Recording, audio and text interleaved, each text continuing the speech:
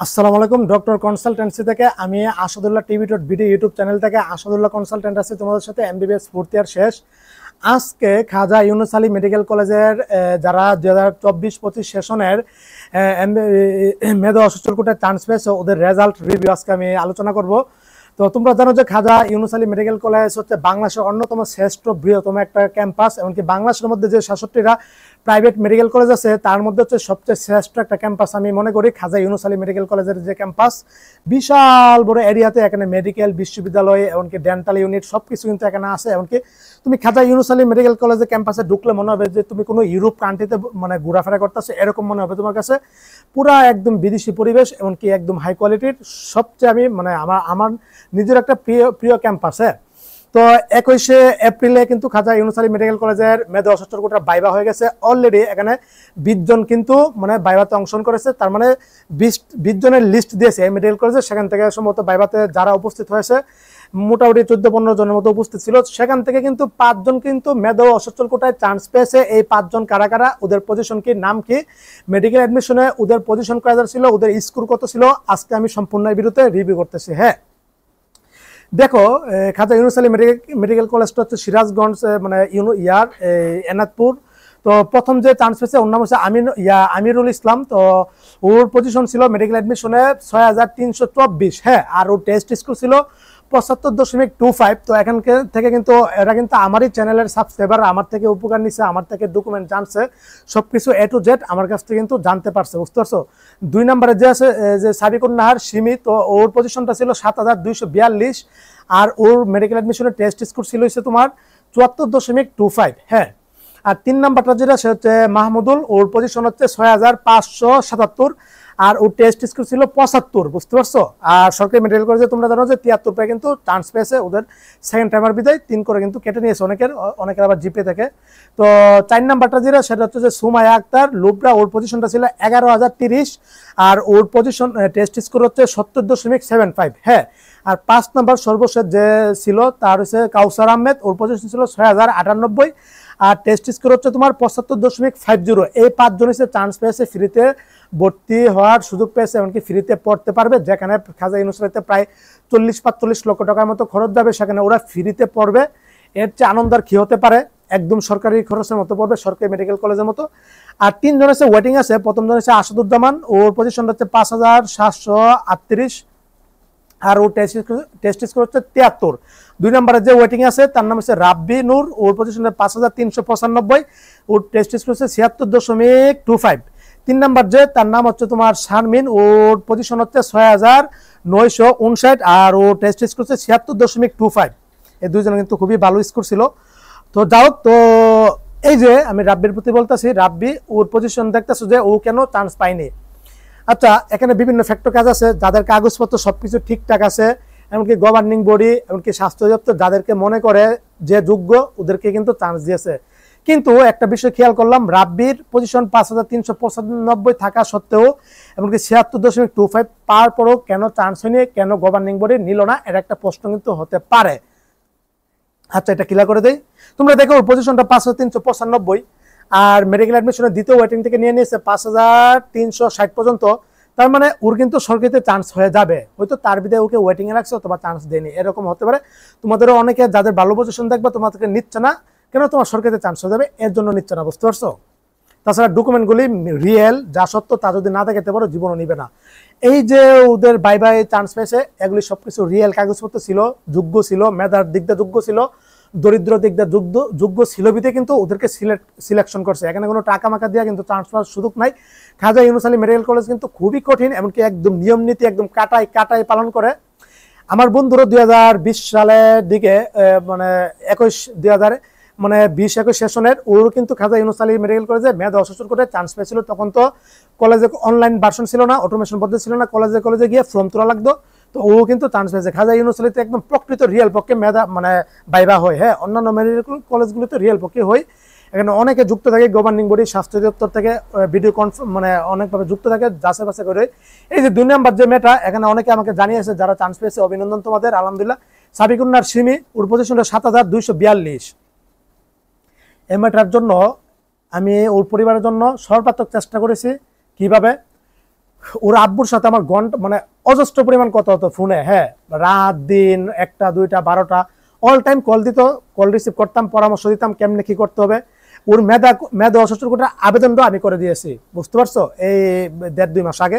এমনকি বলছি যে আঙ্কেল পরামর্শ নিয়েছে কি কি এখানে অনলাইন থেকে সিলেকশন হতে হবে, তারপরে আবার ভাইভাতে সিলেকশন হতে হবে, কি কি প্রসিডিউরে আবেদন করলে সুন্দরভাবে সিলেকশন হবে। আবেদন করে দিলাম, সিলেকশন হয়ে গেছে অনলাইনে। এমনকি পছন্দের মেডিকেল কলেজে নাম আসছে। খাজা ইউনুস আলী, ওর বাসা কিন্তু সিরাজগঞ্জে, হ্যাঁ, খাজা ইউনুস আলী ক্যাম্পাস থেকে আধা ঘন্টার পথ হবে। এমনকি দেখা গেছে যে আলহামদুলিল্লাহ অনলাইনে সিলেকশন হয়ে গেছে। এখন তো ভাইবার সম্মুখীন হতে হবে। ওই কাগজপত্রগুলি রেডি, মানে সবকিছু বলে দিয়েছে, এইগুলি কাগজগুলি এইভাবে রেডি করেন, এমুক স্থান থেকে এটা নেন, সবকিছু এ টু জেড ডকুমেন্ট তৈরি করছে। অবশ্যই ভাইবার দিন কিন্তু আলহামদুলিল্লাহ সফলতা দেখা পেয়েছে।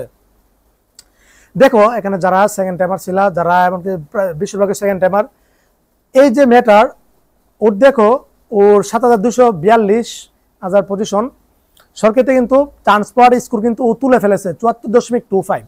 সরকারিতে চান্স হচ্ছে 73, বুঝতে পারছো, 73.25 সম্ভবত। তো ওর কিন্তু সরকারিতে চান্স পাওয়ার স্কোর তুলেছে। তারপরে সরকারিতে হয় না, ওই যে সেকেন্ড টাইমে 3 মার্ক কাটা যায়।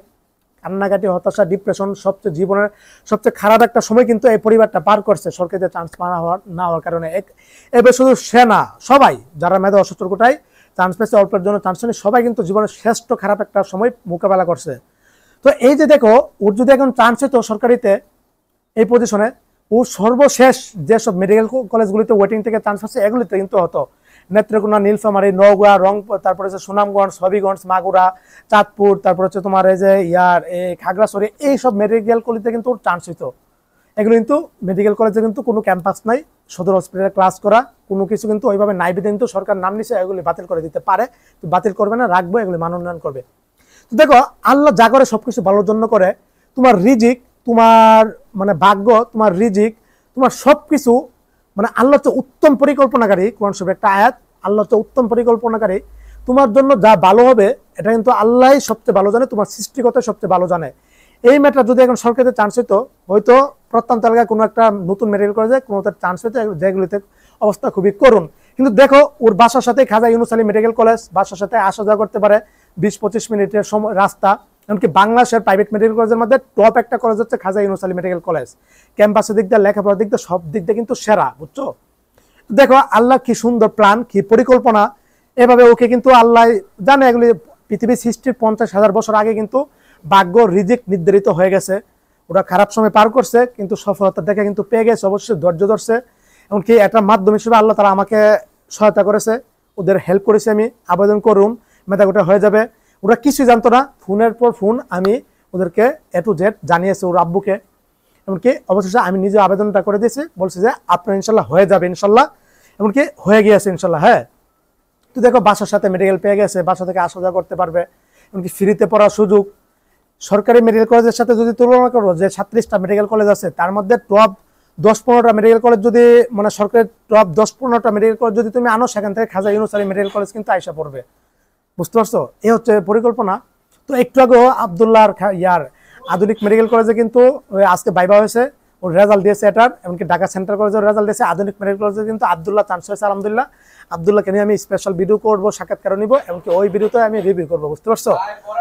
তো এই ছিল যাদের ভাইবা অনেক মেডিকেল কলেজে হয়ে গেছে, বাকিগুলি হবে, টেনশন করে না। অনেকের 2-3টাতে হয়ে গেছে, অনেকের কোনোটাতে হয়নি, হতাশা কারণ নাই। আমাকে মেসেজ দিয়েছে অজস্রজন, আজকে অজস্র সফলতার গল্প শুনিয়েছে যাদের চান্স হয়েছে ঢাকা মানে সেন্ট্রাল কলেজে, ঢাকা ইন্টারন্যাশনাল সেন্ট্রাল কলেজে, এমনকি তোমার এই ঢাকা আধুনিক মেডিকেল কলেজে। আর গতকাল তো 3-4টা মেডিকেল কলেজে হয়েছে, এগুলি আমাকে জানিয়েছে।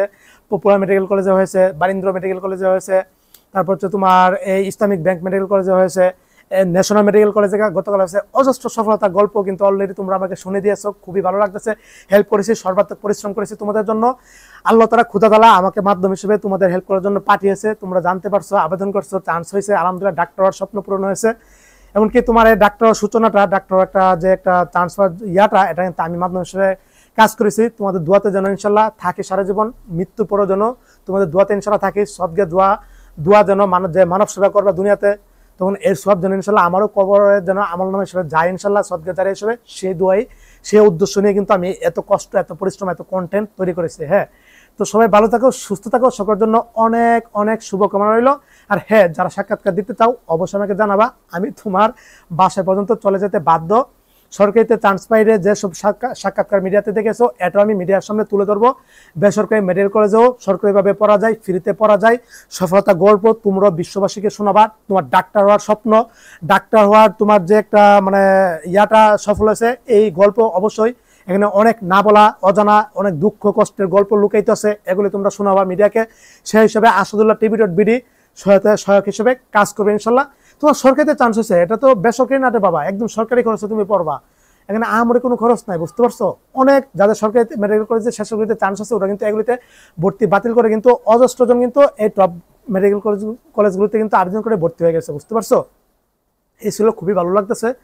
আর সাবিকুন্নার সিভির জন্য অনেক অনেক শুভকামনা রইল, দোয়া রইল, আনন্দ নন্দিত অভিনন্দন, শুভকামনা এবং শুভেচ্ছা। আসসালামু আলাইকুম ওয়া রাহমাতুল্লাহি ওয়া বারাকাতুহু।